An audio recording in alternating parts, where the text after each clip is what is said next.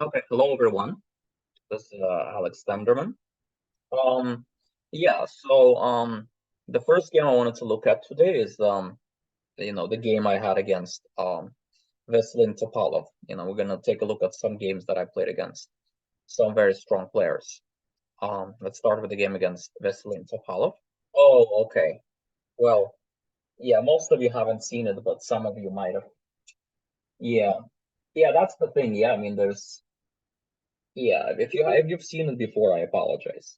Black to play, guys. Yeah, black to play. Okay. Yeah, so let's see here. Um all right, so some people saying h6, h6, bishop e3. Yeah, I mean here white's coming in with knight c4, knight d6, e5, and white is kind of much better. And if rook d8, you have knight c4, e5, knight d6, and white is sort of dominating here, right? Yeah, f5, think I can then play knight c4, e5, and then knight comes to d6. That looks pretty bad. Knight d7, knight c4. Yeah, it's also quite unpleasant. So let's see. b5, it's possible, but then knight b3, we give up the other square. Yeah, f6, I think I can just move the bishop back and our king becomes a bit weaker. c5, the problem is d5. It's very unpleasant. Bishop a6, knight c4 is also quite annoying. Bishop a6 idea. Which bishop a6 are? Oh, what's wrong with just grabbing on d4? Okay, just make sure I got all the answers. Yeah, I think I basically found all the. Okay. So as you can see here, the position is very unpleasant, right? I'm on the verge of being much worse and just getting strategically outplayed. So I knew that since that's the case, I need to somehow change the course of the game, change the trend. Because when the things are not going your way, it's good to look at options involving changing the trend. So that's why the right idea is bishop d4. Of course, his idea is to play knight c4. And now a very important move, if bishop c5, we go knight d6. That will be much better for white because dark squares are very weak. But we play this move c5, sacrificing the exchange. And then we have a very strong bishop on d4. And now we get rid of the central pawn, and our pieces become very active as a result. We don't really get a bishop pair advantage because he has bishops as well. But we just have a very nice bishop on d4. Our pieces are coming alive, and we're not getting squeezed anymore. Actually, Alice, you ask a very good question. That's the next exercise. Do we play queen d7 or do we play queen c6? Yes, I did play bishop d4 c5, but here I played the wrong move. But my opponent Topalov did not take advantage of it. Yeah, make sure you don't just say the move, but explain why. Yeah, very good. We go queen d7. There's a problem with e5, which luckily my opponent did not see for some reason. So that's why the correct move was queen c6. But somehow my opponent did not take advantage, or maybe the notation was not correctly written down. But either way, in the game, we ended up trading this off, and now my opponent played this very interesting idea to sacrifice exchange back and play queen c7. All right, so what should we do here? Yeah. Yeah, so the real question is, can we get away with bishop takes e4? That's the question. Can we get away with bishop takes e4? Yes, exactly. We have after queen e5, we have this f5, which actually Topalov missed. So, here's the thing. In this position, when you play queen c7, my original intention was that I cannot take bishop e4 because of queen e5, and I didn't calculate any further. Then I started looking at other alternatives in the position, and I tried to see if maybe I have something better. But then I couldn't find anything that great, and then I decided, you know what? Let's look at bishop e4 again. Let's just, double check. And the important thing is not to trust automatically a high-rated player, right? That's very important in chess, not to automatically trust them just because they're a very strong player. They do make mistakes too, and they can miscalculate. And I was able to calculate, and once I looked at a few more minutes of bishop e4, I realized that after f5, I'm just doing very well. And so then I was able to play bishop takes e4, and now suddenly I'm the one who's on the better side. Because queen e5, f5, black is doing very well. So he decided to try this, and he started, playing for compensation for his 2 pawns, kind of playing bailout chess. But of course, he's, a bit worse. And then I was able to make a draw in this game with black against 2800 from position of strength, because I made 2 good psychological decisions. First one was changing the trend, which was very good. And then the second one was not trusting my opponent and not assuming that they have it all calculated out. Okay, so let's take a look at the next example. Sorry about that. Next game I want to look at is a game against Sheriff. I was white in this game. So this was a game I played with white against a 2700. And this was my first ever win against the 2700 plus FIDE player. It was a bit lucky, but as you'll see, there were certain good psychological moments in this game. So first of all, this game was my first game against the 2700 since my game against Hikaru Nakamura, where I was like very scared, and I basically moved my king back and forth. Some of you might have shown that game. It's also in some videos, but that was kind of a bad moment for me, where I was psychologically not better. Psychologically not in good shape when I played Hikaru. So this game, I decided, from the very beginning, I wanted to play for a win. I treated this game like I'm playing against a GM my level.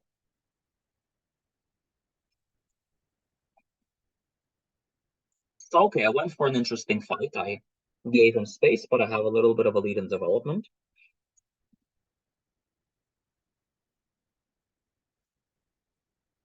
And here, it's white to play. So the question is, what should white do here and why?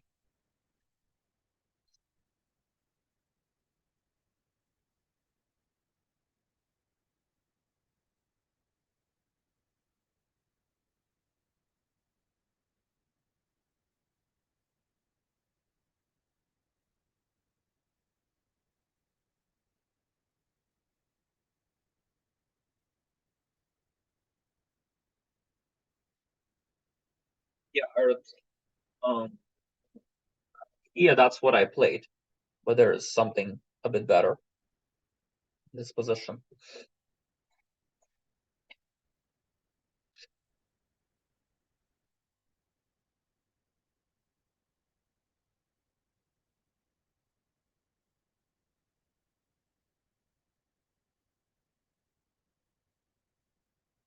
The 4, I don't really like it so much because I'm blocking in my bishop on c1.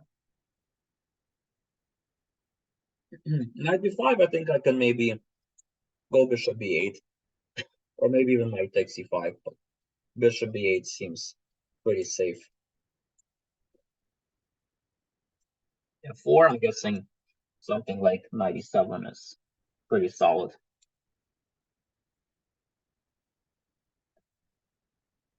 Bishop f4 is not good because of g5. Well, we should look again because there's knight takes f7 here. So actually, this line is good for white.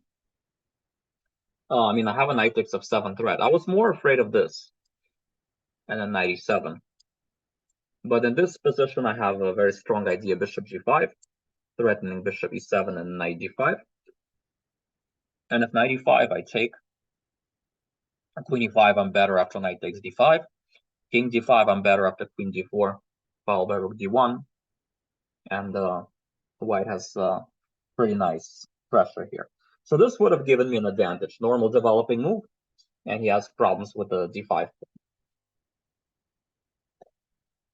Knight d7 is what I played. Okay, now I played f3, but he just played f5. Even e takes f3 was okay. So this doesn't lead to anything special. I guess bishop f4 would have been possible, but then it doesn't do much. I just take and go knight e7 or something, and there's just not much in there. So I played f3, which makes sense. But okay, black is fine here. f5, take. I mean, I have a lead in development, but he has a good space advantage. So it's a question of what will be more relevant here. Knight e7, bishop g5, knight c6, played knight b5. I'm trying to go knight d6, queen b7. So of course I have to play very energetically here. Bishop b8, queen a3, a6, but the pawn is pinned, so I can play rook f2, rook f1, h6, rook f1, knight e7, take. And here I played the move queen a5. And now he cannot go bishop d7 due to knight c3 and b6 because of queen b6, queen c6. So that means he's basically forced to play queen d7. And if I played queen a3, I'm practically forcing him to make a draw with queen e7 because queen b5 is a bad move. Why?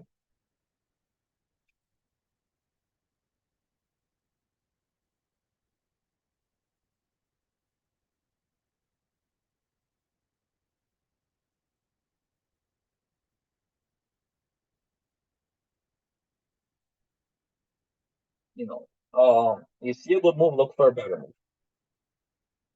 A lot of you are giving me the first move you see, but it's not the best. There's something that's way more clear.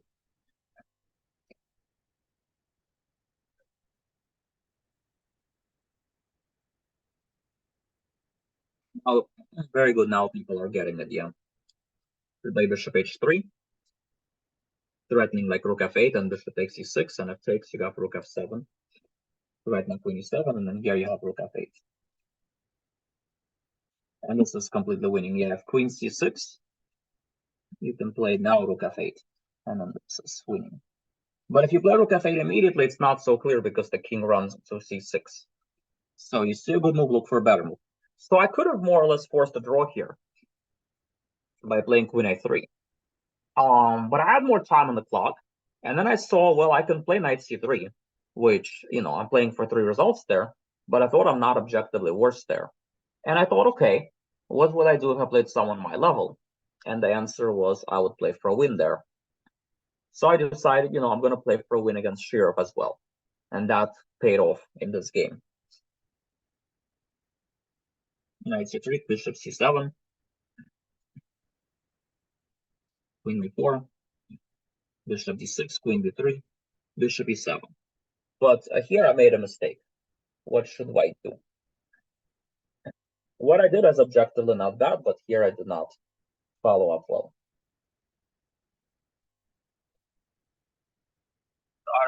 Here, that's what I played. Let's see. Some of you are giving me the right move. Yeah, a lot of you are giving me the right move, knight a4, threatening knight b6, knight c5. And the big question is what to do after queen b5. If knight b6, I think rook d8 is sort of fine for a block. Or maybe queen b3 first and then rook d8. Yeah, because if knight b6, rook d8, bishop b4 maybe.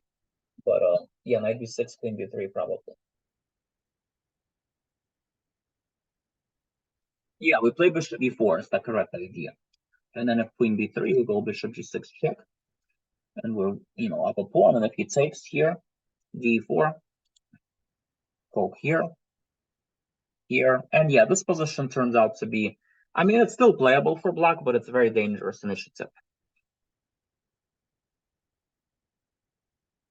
You get position like this, and white has a big initiative in all the lines.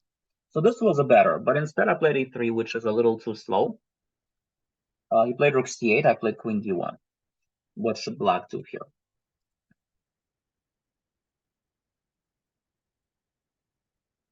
It's not so easy.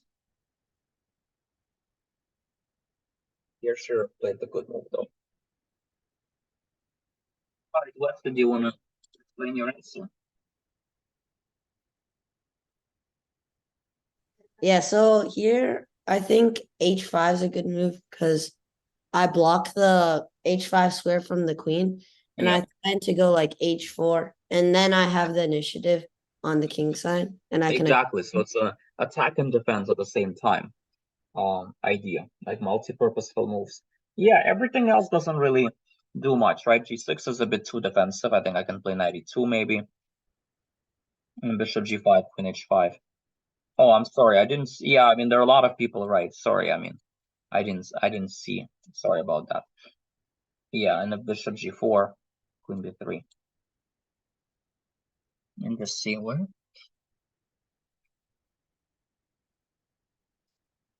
Uh,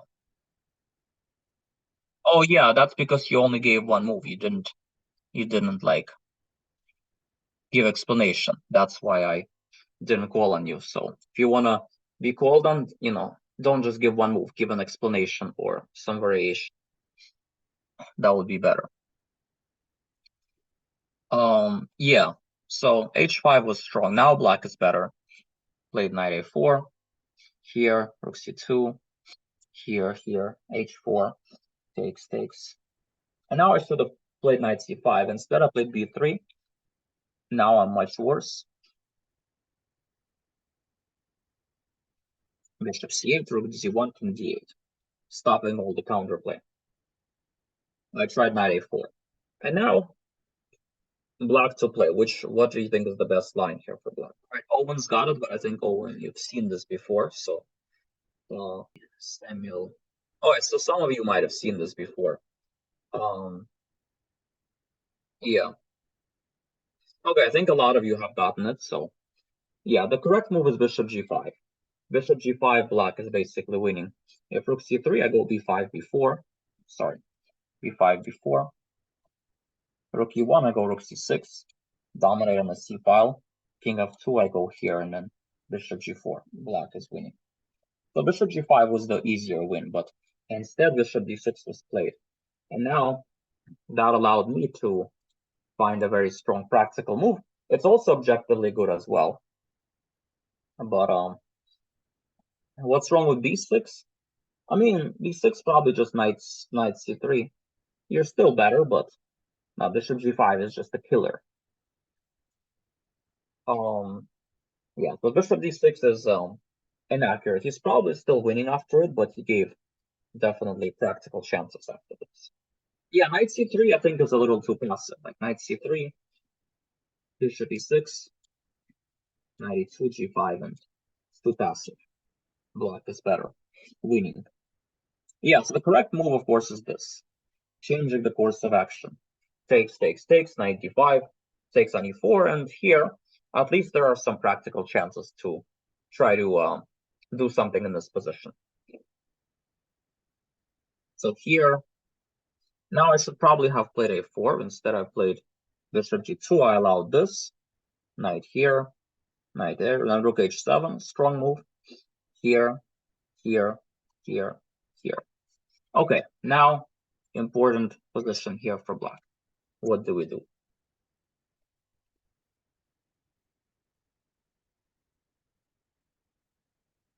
Play. Luckily for me, he was already getting into time pressure in the second time control. So g4, I'm thinking I'm taking on b7, most likely.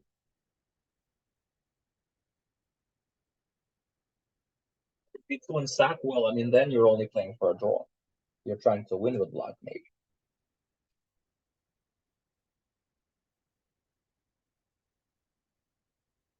G2, king G2, king D7. I mean, yeah, there you're playing for a loss. You're trying to win here. Your rook is very active. You should try to take advantage of it. you wanna explain your answer? Sure. So I think the move is rook d2, and then after the knight moves, you go rook e2, and the e5 pawn can't be defended. Yeah, also it's a hard question. Where should the knight go? It's not easy to find a good square. And most likely he'll go bishop e4. But then we can play g4, and the pawns aren't really going anywhere. Check. You can't go king f1 because of rook f2. You have to go king h1, bishop e3, knight h5, g3, and eventually you're picking up one of the pawns, and black should be winning here in the long run. At least very good chances. But instead of that, he played a b5, and that's a mistake. What should white do now? I thought I want to push e6, but I can't do that because his bishop on a3 is very annoying. So Yeah. I thought if we push pawn to b4, then his bishop gets closed out. Like if he takes the bishop, then we just trade off pieces and we push e6, and we are winning because 2 pawns on the 6th are equivalent to a rook, apparently. Yeah. In this case, yeah. And if he takes the pawn, his bishop is also blocked out, so you just go e6 too. Yeah, it turns out pawn takes was still a draw. Like I can go e6 and then b3. And this is fine. Yeah, so I think best move is something like this, and apparently it's a draw. But he took with the bishop, and now I'm winning. Yeah, I'm winning on all the lines here. Yeah, he played g4 because he's trying to stop like bishop h3, bishop to get in that direction. But yeah, he played here, and I played there, and then here, rook e1, rook e5, only chance. Yeah, after AB, black is equal still, yeah. But here white is winning. What should white play here? Don't go king g3 because of rook g5. And king f3 is also a mistake because of g2. And then white has the queen, and white is like, might still, yeah. So you go bishop f7, only try rook e3, and then I played king h3, and he was in Zugzwang, and he resigned here. Okay.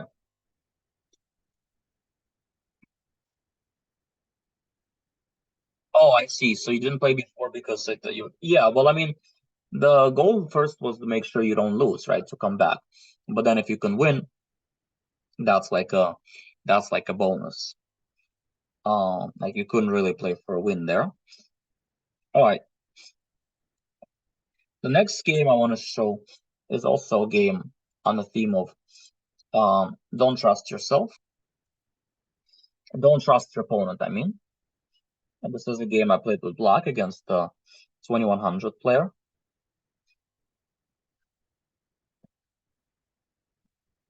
And, yeah, nothing special is happening here.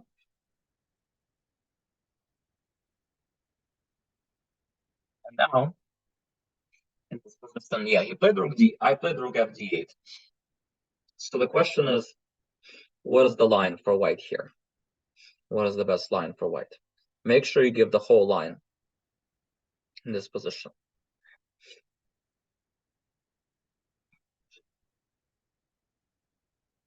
Yeah, so of course everybody sees knight f7. Yeah, we're trying to figure out what should white do here.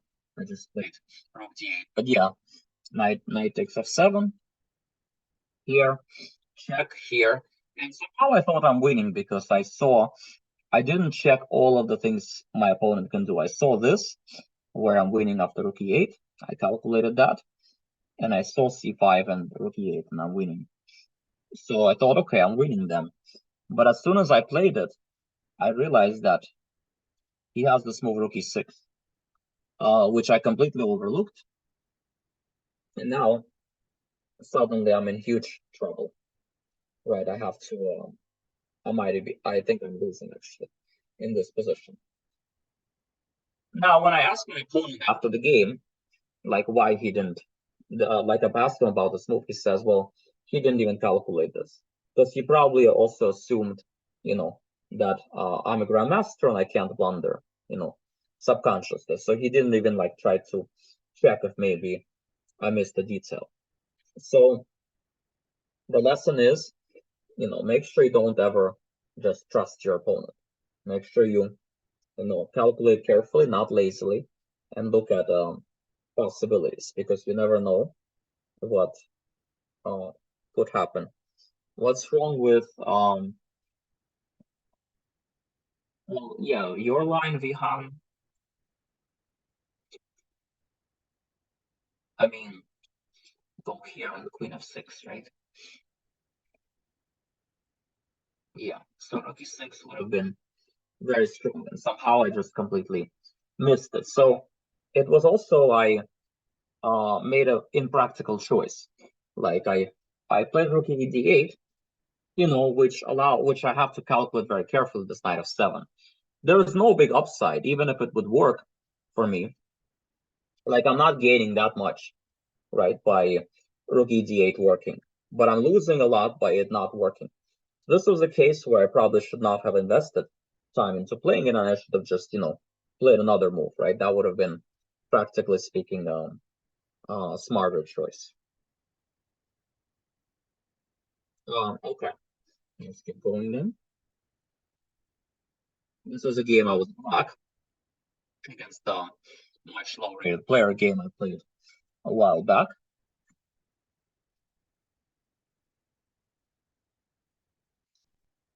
Yeah, I kind of misplayed the position. Probably I should just go bishop e7 and castle rook e8. But okay, I played this. Okay, and then now he plays knight d2, and yeah, he wants to play 4, and I misplaced my queen on e7. Now I lost the tempo. I let him capture back toward the center, so kind of playing badly here. Let him play f3, 4. And now we got this position. So the question is, what do you think you would do with black here? All right, so I played knight h5 and he played e5. Yeah, so here, what would you do as black? Probably f4. Yeah, also f6, maybe bishop d6. Yes, Vihan, yes. Yeah, it's kind of a practical move. It might not even be objectively good, but I thought practically it's very strong.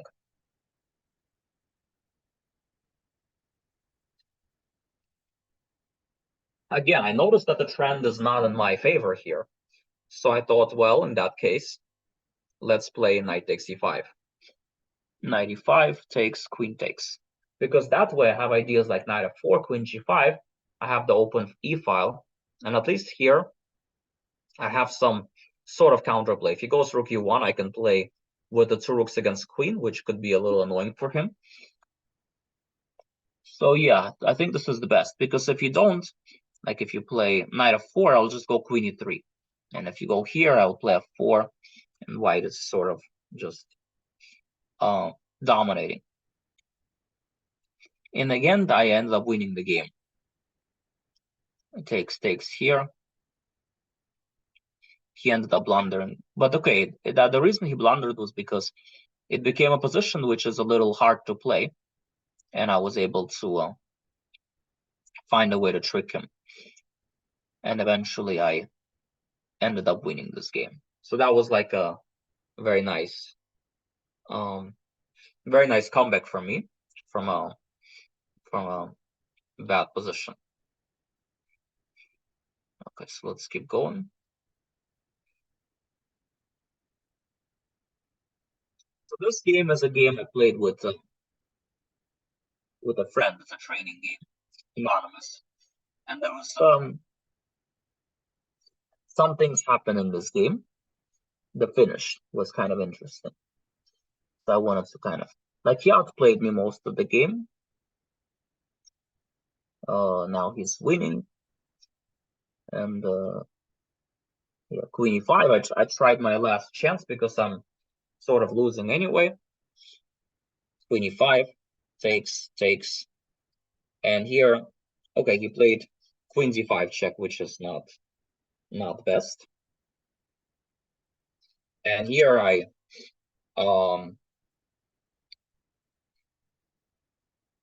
could go king g7 because after this I get some counterplay. But king h8, rook h4 here, and yeah, now he's. Oh yeah, so here this is interesting. So here, if I recall correctly, I just resign here. But what should black do here instead of resigning?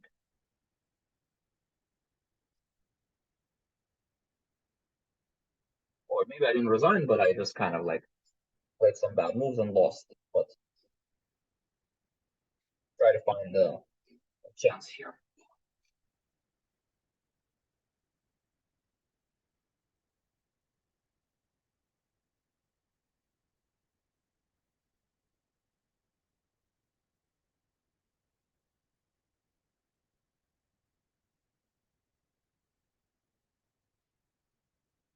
Very good, guys. You guys are seeing it. Well, if you go rook h3, I just take on h3, and we're gonna lose with black.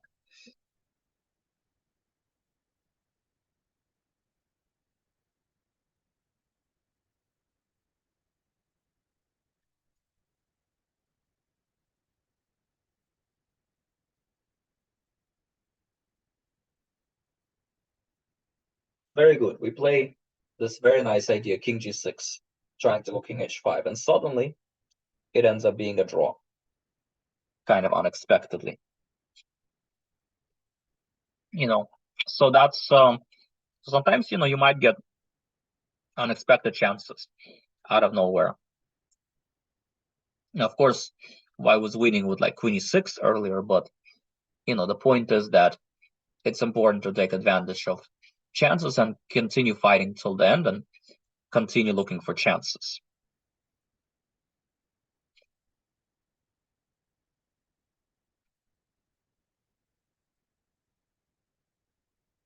Let's keep going.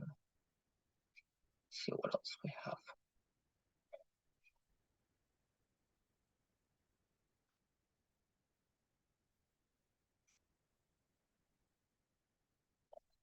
Yeah, this game is actually an interesting one. I'll show you. This is a game against Tetsurin Engbot. And in this game, I used a very interesting psychological tool called Stew and Lull, which I think is quite interesting. All right, so let's take a look at this game. So it was d4, d5, c4, c6.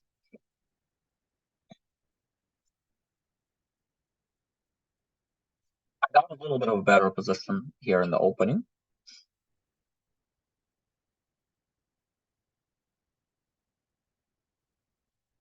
Yeah, like a good bishop against, good knight against bad bishop.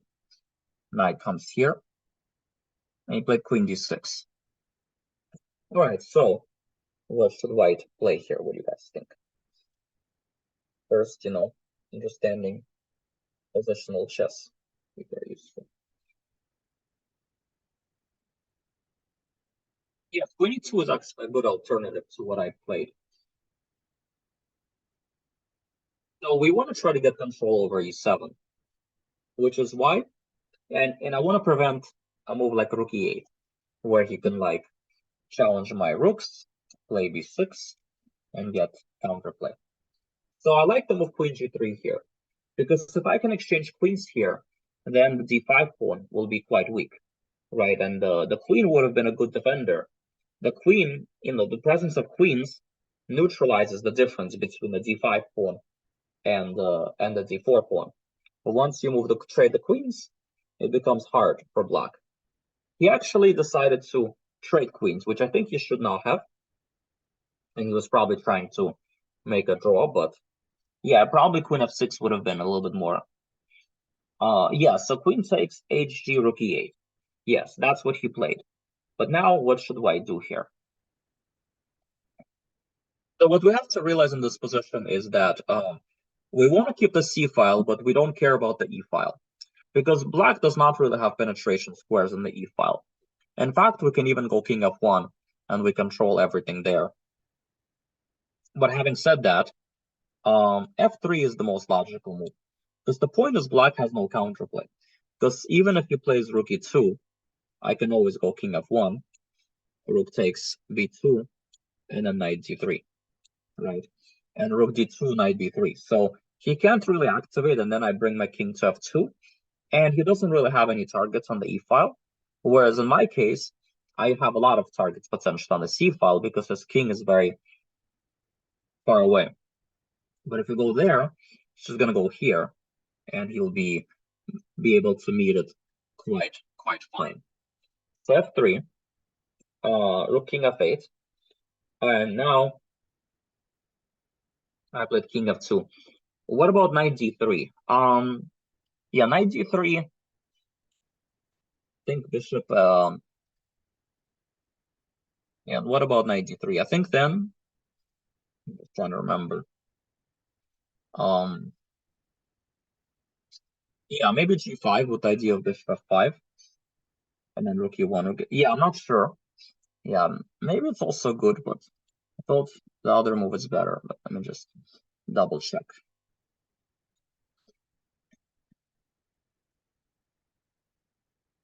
Okay, so here, here, and then king f8. Yeah, and if take on d5, then rook e2 counterplay. So that's why, yeah, 3 is the strongest move. Activating the king because the knight on c5 is already very well placed. Yeah, so I played f3. He played king f8. If b6, I go knight a4, and he's going to have to play b5, which is strategically undesirable. He played king f8. I played king f2. Notice how he can't bring the king further because of knight takes b7. Okay, so he played the move rook d8. So he clearly is trying to bring the king to d6 now that he prevented knight takes b7. All right, what should white do in this position?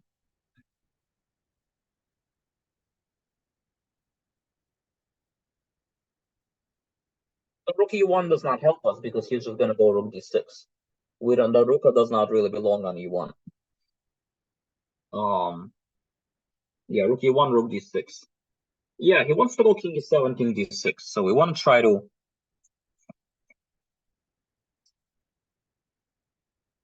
Yeah, I mean, g4, honestly speaking, is also fine to try to go g5 and rook h1.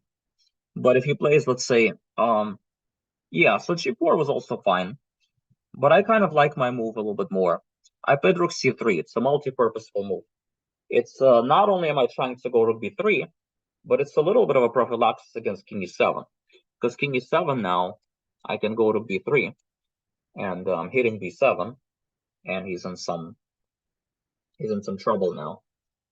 So he played rook e8. But okay, now he can't even go king e7. So now he's really stuck. Okay, so I played g4, which is a logical move, just improving the position a little bit. Okay, and he played f6, he played h6, which is also a logical waiting move. All right, now what should white do here? Question.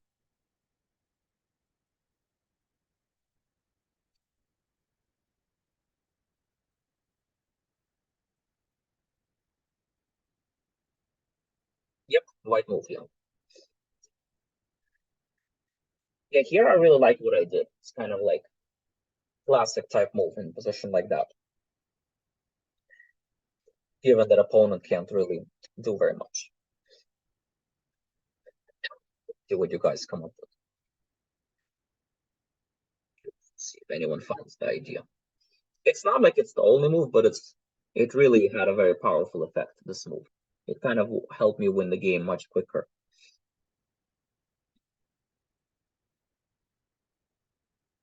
g5 I just take. What's the point? If knight a4, I think I go bishop d7. Knight b6, bishop c6. So don't think knight a4 does anything. Yeah, knight d3 is obviously interesting, as well as rook b3. Both of these moves are very logical. But I found something else, which I liked even more. So far, nobody has mentioned that move. It's a very, very instructive move. Keep in mind, opponent cannot do anything here. All right, a lot of you are giving me a4. So a4 is very interesting, but I don't really like the idea of putting the pawn on the light square, because after b6, bishop d7, also you took away knight a4 idea. Yeah, and f4, I think I can just take on g4, and then rook e2, get some counterplay. All right, JR, I think you got it. So let's see if let me call on you. So I think we should go a3 because it puts a pawn on the dark square where the bishop can't attack it. And also you're playing the same idea with moving the rook to b6. And Yeah. Also it's kind of emphasizing that the opponent doesn't have anything, because at a4 it's like pushing the pawn 2 steps, and it's kind of a little bit forcing, but this one is more quiet, which means you make the opponent feel like he's not really doing anything, and that kind of maybe lets him down psychologically. Yeah, the thing is, I obviously the first thing I calculated was knight d3 with the idea of rook c7, but then I thought, okay, he goes here, here, and I didn't really see, like, okay, I could play rook c5 and whatever, but I didn't like see a forced win or anything like that. I mean, it's tempting, but it's not winning by force. I also saw rook b3, rook e7, rooks here. But then I kind of stopped calculating it, because I thought, okay, goes b6, he chases away my knight, and goes rook c2, bishop somewhere, e6, let's say. And again, black is getting counterplay. But then I thought something, I saw my opponent was getting low on time, and it was even without increment.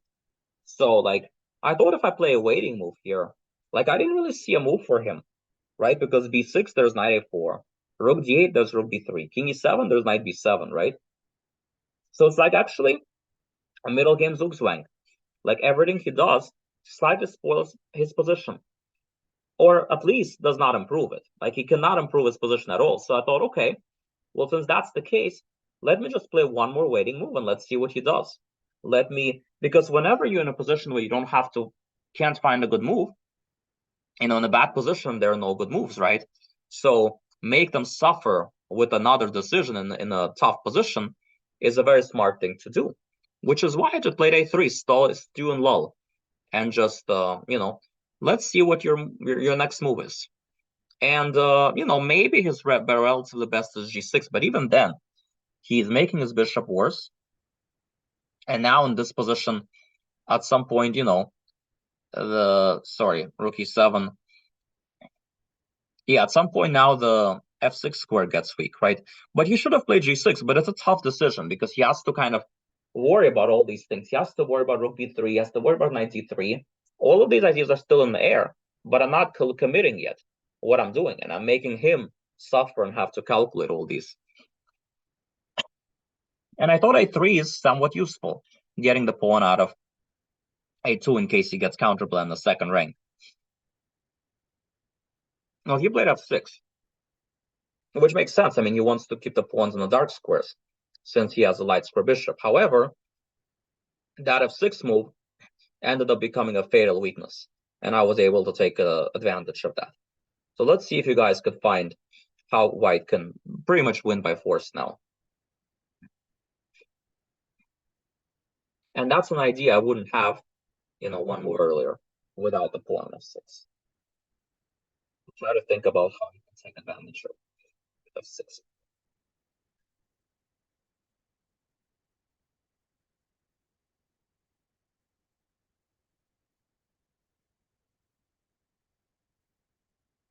With the g6 square, okay, g6 square maybe, but there's another square that became weaker. Yeah, king g3, I think maybe rook e2 is possible. But yeah, knight d3 is the right idea here. And now let's say bishop e6. Who wants to give the follow-up? White wins by force here, more or less. who can give the whole line. Not just one move, but the follow-up as well.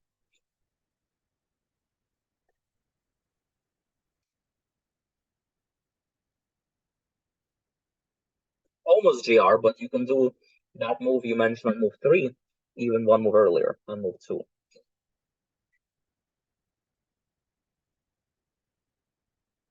Yes, very good, Oscar. Very good, guys. Yes. Now we play a killer move, Rook C7. Rook E7, and here my opponent said he only looked at Knight of4, Bishop F7, and he said he thought he's still defending. But there's a more killer, Knight C5. And now he's basically resigning, right? Because I'm winning the B7 pawn by force, and he's still gonna have a bad bishop, right? So it's like extra pawn with compensation. And now to add insult to the wounds, I played Knight A8, went after this pawn, and then this I was able to win fairly easily. Because yeah, here I found one last way to win. How should white win here? Easiest way. Yes, very good. Yep. Not b7 first, because b7, king c7. But yeah, you go here and then here. And here, black resigned. So you see how in a position where opponent has very little counterplay, thinking prophylactically, and sometimes too in low technique, you know, making him suffer in that passive position, it's a very effective strategy. And it can very often be used. Like a little move like a3, yeah, I feel like it's like really, those moves really win you the game. Because if people will play like rook b6 and force things right away, it might still require some technique after that, where, you know, whether you'll win or not, it's still not as much of a guarantee. But after a3, you know, I played a waiting move, which does not hurt me in any single way. And I have, you know, there's no downside, right, to a move like that. I'm waiting to see if he does. If he gives me some new little edge, good, I'll take it. If he doesn't, I take time off his clock, and still, it's a good thing, right? So these kinds of moves very often are very effective. Prophylactical move, making very slow improvements when opponent cannot do anything, right? When opponent has no counterplay. All right, guys, I hope you enjoyed today's class. And you know, I'll see you guys, you know, hopefully next month. And sorry that I was a bit sick today, so I was not really, I was talking maybe in some way, but okay.